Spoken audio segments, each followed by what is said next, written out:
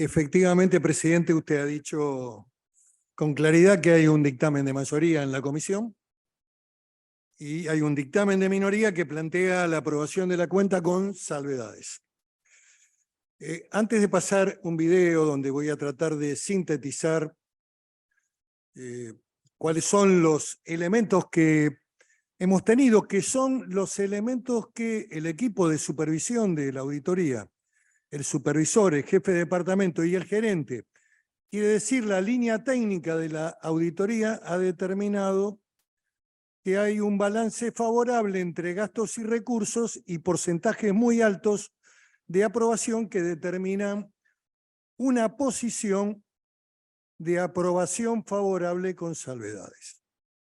Dicho esto, hay una decisión de la sugerencia que plantea indudablemente el fondo y el sustento del voto de la mayoría. ¿Qué es la cuenta de inversión? Para que la gente que no entiende lo que estamos discutiendo alcance a comprenderlo. Es el balance de gastos y de recursos que el Estado Nacional desarrolla durante el año de gestión.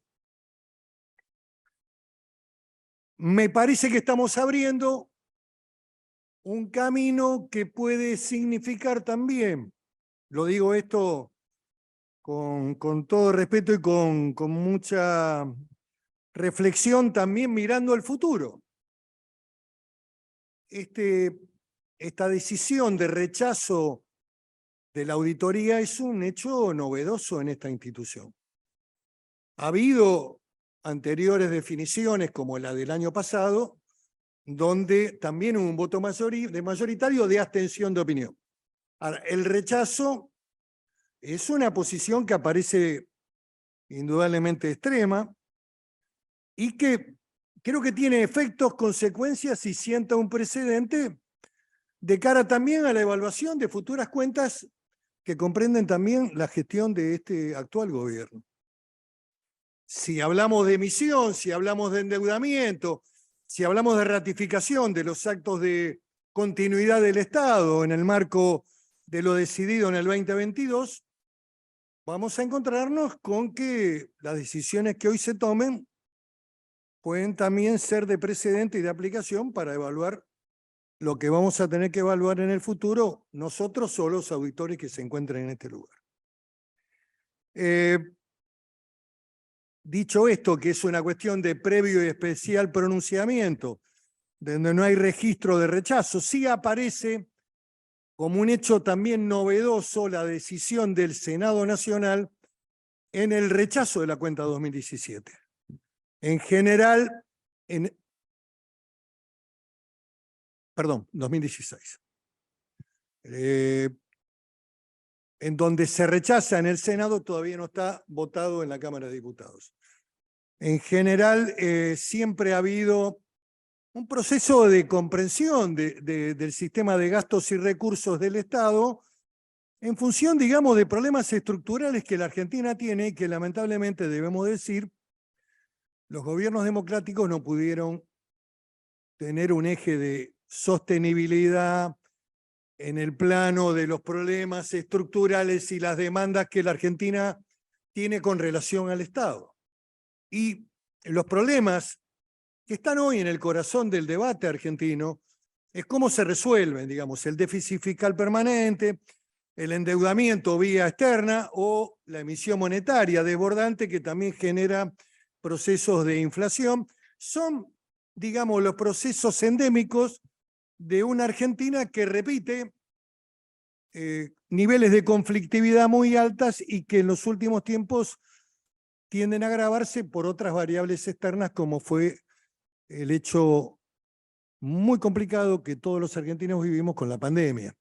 En el año 2020, donde se dieron las dos combinaciones más letales, parálisis económica y emisión monetaria desbordante, que trajo aparejado, digamos, los vientos que se construyeron en el 2020 son las tempestades de esta inflación que tiene un promedio de 95 para este año y que aparentemente el año que viene va a volver a duplicar.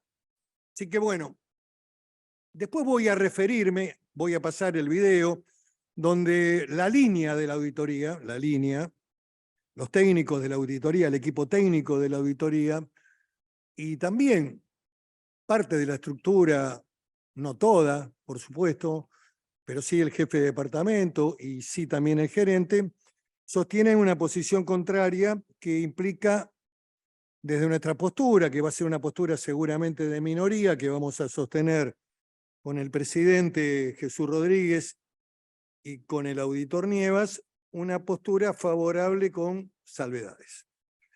Así que le voy a pedir permiso para pasar el video, que puede ayudar para tener una gráfica que se contrapone con los fundamentos que ya acaba de vertir el presidente de la comisión, el doctor Juan Forlón. Y después voy a hacer un comentario referido a la sustentabilidad de la deuda y a los fundamentos que se utilizaron para plantear allí uno de los problemas centrales de la invalidación del endeudamiento con el fondo. Así que voy a tomar la última parte de mi mensaje, también va a ser breve, referido al análisis de la ley 24.156, que es una ley delegada. ¿Qué significa? Que en el año 92, esta ley se sancionó por el Congreso por 5 años y luego se prorrogó indefinidamente.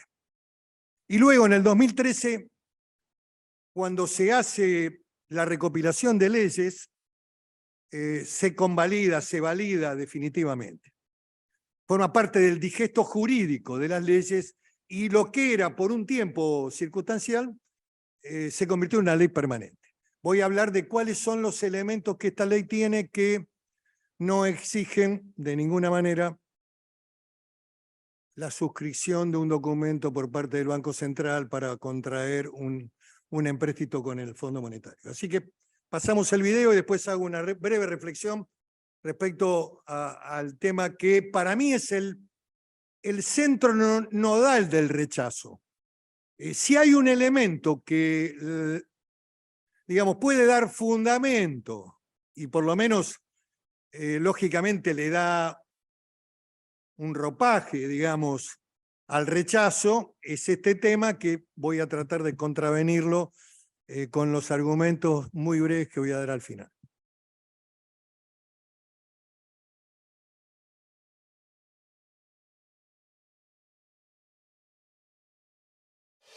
Informe sobre la cuenta de inversión del año 2018.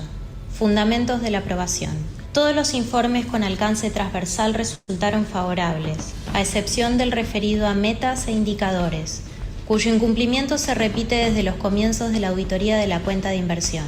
En el caso de la muestra seleccionada para la opinión, el 98,6% de los recursos y el 84,5% de los gastos han merecido opinión favorable, sin que se haya registrado ninguna opinión adversa. El informe auditor de estados contables cuenta con opinión favorable en la versión de la mayoría y en la de la minoría. Como consecuencia, si tenemos en cuenta 1.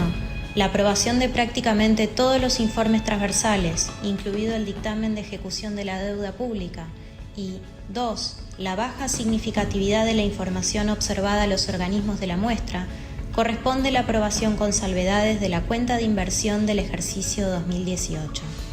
Sostenibilidad de la deuda pública en 2018. Para llevar a cabo un análisis de sostenibilidad de la deuda pública, con la complejidad que conlleva, corresponde aplicar una metodología contrastada. El análisis de sostenibilidad de la deuda del FMI es ampliamente utilizado en el mundo y el propio Gobierno Nacional lo publicó en su página web en abril de 2022. Además, se realizaron 2 mediciones en 2018 que pueden ser aprovechadas para tener un diagnóstico cierto de sostenibilidad durante el ejercicio auditado, y una tercera más reciente que puede utilizarse de referencia. El grado de vulnerabilidad respecto a cada una de las variables puede visualizarse en forma simplificada con colores, siendo el rojo el que indica el grado máximo de vulnerabilidad y verde el grado mínimo. Dicho método, aplicado al caso de los meses de julio de 2018, diciembre de 2018 y marzo de 2022, permite arribar a una conclusión coincidente. La deuda federal es sostenible, pero no con alta probabilidad, más allá del creciente deterioro observado en la mayor parte de las variables, en especial en 2022. Continuidad de los actos de gobierno.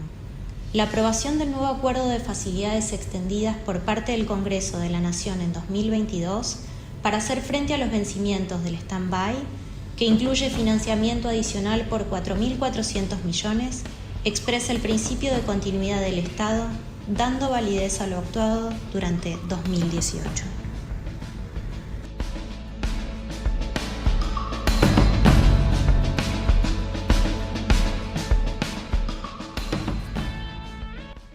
Bueno, estos son los fundamentos por los cuales, repito, la estructura de la línea del jefe de equipo, supervisor, jefe de departamento y gerencia sostienen la aprobación con salvedades. Con relación al tema mencionado de las supuestas irregularidades en la obtención del crédito del Fondo Monetario, se explica claramente que se cumple con la metodología, pero también se cumple con la ley 24.156, repito, una ley de delegación que exige no el carácter previo de la aprobación del Congreso, que luego lo incorpora este gobierno, debo reconocerlo. El gobierno que comienza en el 2019 incorpora el carácter previo a la negociación con el fondo. Pero al estar vigente la 24.156, lo que exige esa ley es que ese endeudamiento esté registrado en la ley de presupuesto o en una ley específica. ¿Qué quiero decir? Que indudablemente el gobierno no dictó una ley previa, pero convalidó el endeudamiento con el Fondo Monetario cuando se trató el presupuesto referido al año 2018-2019. Y lo que decimos en el último informe, en la última parte del informe, se refiere concretamente a la continuidad de los actos de Estado. Si los argumentos fueran válidos y hubiera habido una omisión del Banco Central, que además por esta ley está excluido. A ver, se menciona el artículo 61. Si dejan de hablar puedo concentrarme, si no, estamos en problemas. Disculpas. No, está bien. Lo que digo es que el Banco Central, que se lo menciona acá como que no emitió un informe previo para analizar la sustentabilidad de la deuda, está excluido en la misma ley 24.156 en el artículo 71, que se exceptúa al Banco Central de la República Argentina de la aplicación de esta ley en todas las operaciones que realice con organismos internacionales para garantizar la estabilidad monetaria y cambiaria, que es lo que hizo el gobierno en ese momento del ingeniero Macri. Tratar de que no se fuera al default, de que se tratara de mantener un sistema de estabilidad mediante un endeudamiento externo que indudablemente el dato por el cual no había una previsión de endeudamiento es que el mercado privado, todos sabemos que a comienzos del año 2018 se había cerrado para la Argentina, en función también de las modificaciones de la tasa de interés que había movido la Reserva Federal de Estados Unidos y las restricciones del mercado externo para seguirle prestando al Estado argentino. Por lo tanto, la salida indudablemente no tenía una previsibilidad o una estrategia determinada y hubo que recurrir al Fondo Monetario que, por cierto, operaba con tasas de interés mucho más bajas que el sector privado. En general, las provincias, y esto lo recuerdo muy claramente, las provincias argentinas, muchas de ellas recurrieron a endeudamiento privado en dólares frente a realización de obras o incluso servicios que la provincia tenía que llevar adelante en la modernización tecnológica, y la tasa de interés que se pagaba en el mercado privado por muchas provincias como Córdoba, como la provincia de Entre Ríos, la propia provincia, mi provincia, la provincia de Río Negro, era una tasa del 8%, en algunos casos llegó hasta el 9%. Indudablemente el Fondo Monetario tiene una tasa baja del 3%, pero también tiene lo que todos conocemos en la Argentina, que son las condicionalidades, determinadas restricciones, que la verdad que fueron bastante flexibles y que siguen siendo flexibles en la aplicación actual. Y es muy importante destacar que el Congreso convalidó el endeudamiento a posteriori cuando votó la ley de presupuesto en el año 2018, y es muy importante la ratificación en el año 22 del nuevo endeudamiento, de la nueva renegociación del crédito del Fondo Monetario y de la ampliación incluso de ese crédito en 4.400 millones de dólares más. O sea que el gobierno actual no solamente renegoció para evitar el default, y en donde la oposición tuvo, por qué no decirlo, una actitud responsable en orden a acompañar las necesidades de la renegociación y evitar el default. Un default, y lo digo también para las circunstancias actuales, en donde vale la pena hacer una breve reflexión. Es legítimo, digamos, la disputa de poder en la Argentina, estamos en un año electoral, pero hace 24 horas leí un artículo muy interesante en un diario de importante tirada en la Argentina, donde, bueno, nadie está pensando en el proceso de la transición, porque es un país bloqueado, donde el diálogo no existe, donde no hay capacidad de encontrar caminos de diálogo, de conciliación en los grandes temas del país, y acordar de que cualquiera sea el resultado electoral del año actual, del mes de octubre, que seguramente va a ser la primera vuelta o eventualmente la segunda vuelta. Y también hay que tener mucho cuidado con la primaria, porque la primaria marca a fuego las perspectivas del proceso económico. Yo recuerdo perfectamente que en agosto del año 2019, el resultado de la primaria para Márquez significó la devaluación inmediata en los mercados de un dólar que se mantenía estable entre 18 y 20. Por lo tanto, la derrota de la primaria abrió el camino de una devaluación del mercado, en donde el dólar llegó a 40 con mucha rapidez y transitó el mes de octubre, incluso con el propio presidente actual, el doctor Fernández, diciendo que el dólar, el precio estimativo del mercado era de 60 pesos. Quiero decir que vamos a vivir un conjunto de circunstancias que van a tensionar incluso la economía y que no le conviene a nadie una situación de default, a nadie. No le conviene a este gobierno, que tiene que tratar de terminar de la manera más razonable posible, tampoco le conviene al que asuma como consecuencia del proceso electoral y de la voluntad de los ciudadanos. Pero bueno, ese escenario no está. Ese escenario no está. Lo digo lamentándolo. Es un país trabado, Esto también se refleja en otras cuestiones que tienen que ver con otros temas del Estado, con el sistema judicial, con la Corte, con el procurador, con la Defensoría del Pueblo. No hay ninguna viabilidad de encontrar un punto de acuerdo entre oficialismo y oposición que permita incluso no ya ampliar determinados organismos, sino completar los cargos que faltan. El Banco Central formó parte de la negociación con el fondo en el 2018.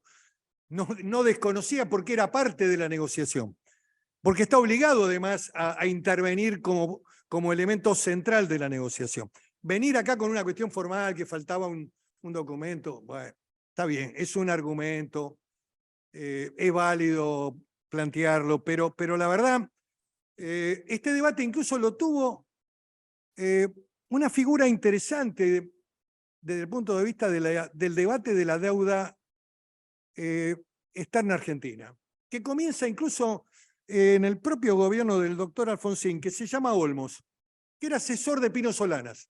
No era un hombre ni del peronismo ni del radicalismo. Y generalmente tuvo siempre una posición más bien crítica, muy crítica a lo que significó la convalidación de la deuda externa en el 83 como consecuencia de la herencia de la dictadura militar. Y además lo sostuvo de manera permanente. Pero llevado a este debate, Olmos dice, no se incumplió con ningún requisito. Incluso Olmos tiene un debate con los abogados de Berbisky, que es público y también se publica en los portales, en donde sostiene la validez del acto generado y ejercido por, en ese momento, el Poder Ejecutivo. Convalidado, y con esto termino, por lo que yo entiendo que son la continuidad de los actos de Estado. Porque si el acto fuera insanablemente nulo, como ustedes sostienen, si hubiera habido un marco de ilegalidad en la toma del crédito, que en realidad el crédito se toma para sostener la estructura del gasto público, para seguir pagando el sistema jubilatorio que ustedes quieren seguir ampliando. Porque, les digo la verdad, ustedes mencionaron que la fórmula impactó en el salario. Yo quiero decirles que durante el 2020 y el 2021 directamente fue eliminada la fórmula y el Estado pagaba lo que podía. Después se volvió a votar una fórmula que era más o menos parecida con la que estuvo vigente en el periodo de Cristina Fernández, pero durante casi 18 meses, la verdad que los aumentos no tenían nada que ver porque había sido suspendida la aplicación de la fórmula por el doctor Fernández. Y les digo algo, la fórmula que se votó en ese momento, que también tuvo una consecuencia con piedras en el Congreso, era una fórmula que contemplaba el 70% para el aumento del jubilado, 70% de inflación, 30% Riester. ¿Qué quiere decir? Que el ajuste del salario jubilatorio se hacía sobre la base de la inflación. Fíjense lo que hubiera significado mantener esa fórmula ahora. Con una inflación del 95%, el aumento estaría muy cercano, digamos, al proceso de deterioro de los salarios que tiene que ver con el proceso inflacionario. El Riester es el aumento de salarios, que tiene un organismo que lo regula, que está en el Estado. Así que el promedio de inflación, 70 y 30% salario, daba una fórmula competitiva, pero bueno, entendemos que la política tiene momentos, tiene circunstancias, la oposición tenía una postura de defender claramente la fórmula polinómica, que era una fórmula de alto voltaje. Ahora, también es cierto que en el sistema de incremento del gasto previsional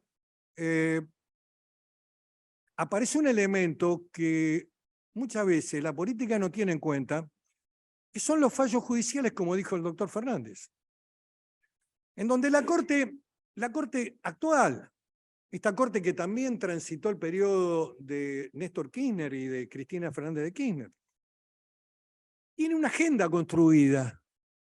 Y yo, para mí, en lo personal, creo que la única agenda es la agenda del gobierno, no la agenda de la Corte. Entonces, la Corte, en materia previsional, sacó fallos de una contundencia y de un impacto en el sistema previsional tremendos, que obligaron además al Congreso a llevar adelante el debate de la fórmula polinómica primera, la segunda, en fin, y este es un tema que no está saldado todavía. Porque el caso Badaro, Badaro 1, Badaro 2, Blanco, bueno, sí, claro, hay que... Ahora, los recursos del Estado son uno solo. Las posibilidades de cumplir con el abordaje de las obligaciones estatales, en una demanda donde la Argentina se diferencia nítidamente con los demás países latinoamericanos. Acá, la universidad pública es de acceso gratuito y libre. Es un sistema único en Latinoamérica. No hay países como la Argentina que tengan además un sistema universitario extendido, que la verdad que el gobierno de Cristina Fernández y el gobierno de Néstor Kirchner deberían reivindicar un poco más en el debate público. Porque la ampliación de universidades en el territorio argentino, la verdad que es un hecho altamente significativo. Importante, de acercar la universidad a los jóvenes hasta en distintas barriadas del conurbano bonaerense. Incluso hasta a veces podría ser hasta exagerado, pero bueno, hubo una voluntad política de ese gobierno de que la universidad pública era un elemento de ascenso social, de mérito que la Iglesia no reconoce el mérito. No voy a entrar en una polémica. Pero el mérito y el estudio y el esfuerzo planteaba todo un debate y la universidad pública es un elemento central. Esto no lo tienen los países que nos rodean. Ni siquiera Brasil lo tiene. La Facultad de Medicina está llena de brasileños que vienen a estudiar a la Argentina, colombianos, venezolanos. Nosotros somos un país de una generosidad extraordinaria, donde los gastos de la salud pública, de los tours de turismo, todos los componentes que todos sabemos, ni hablar de los países que están cercanos. Que no te pase algo en Bolivia, Cuidado, porque no tenemos ni siquiera convenio de reciprocidad. Nosotros somos los más buenos del mundo, nuestros presupuestos son inacabables, los gastos y la demanda del país y del pueblo es cada vez más. ¿Cómo se resuelve este tema? Con déficit fiscal, con emisión monetaria o con endeudamiento externo. O nos ponemos de acuerdo de acá para adelante en un ordenamiento fiscal razonable que permita que las cuentas públicas no se pueden seguir agrandando si no tenés sustento, si no ponemos en marcha el desarrollo energético que hoy está en marcha con el gasoducto. Y eso va a quedar para la próxima gestión, cualquiera sea la gestión que venga. Porque si logramos exportar gas y petróleo y hacemos también minería de cobre, de litio y también de otro tipo de minerales que la Argentina y la Patagonia tiene, me parece que hay un horizonte de expectativas y puede cambiar la relación de asimetría que tenemos con los gastos y con nuestros recursos y con nuestra deuda. Pero bueno, lo tenemos que construir entre todos, un país para todos. Así que el debate argentino deja pendiente esto. Nosotros vamos a votar de manera favorable con salvedades. Por supuesto que una cuenta de inversión siempre tiene objeciones, siempre hay algunos organismos que no cierran ni el balance. Este es otro problema que tenemos, la reiteración de abstención de opinión por la falta de papeles, muchachos, que hoy no son papeles, sino son asientos tecnológicos. Pero bueno, la verdad que acá tendríamos que traer a esos directivos de organismos del Estado. Hemos hablado de fabricaciones militares, hemos hablado de varios, no voy a hacer más nombres. Sí, bueno, vengan para acá, la auditoría les va a hacer un curso, muchachos, gratuito, obligatorio, van a tener que cumplir con los requisitos que significan un estado de cuentas, y se acabó, porque la próxima vamos a tener que, como dice el doctor Fernández, aplicar el 177. Así que con estos fundamentos, nuestra postura, digamos, mi postura y la postura que seguramente van a ampliar los auditores en el marco de este debate es aprobar con salvedades.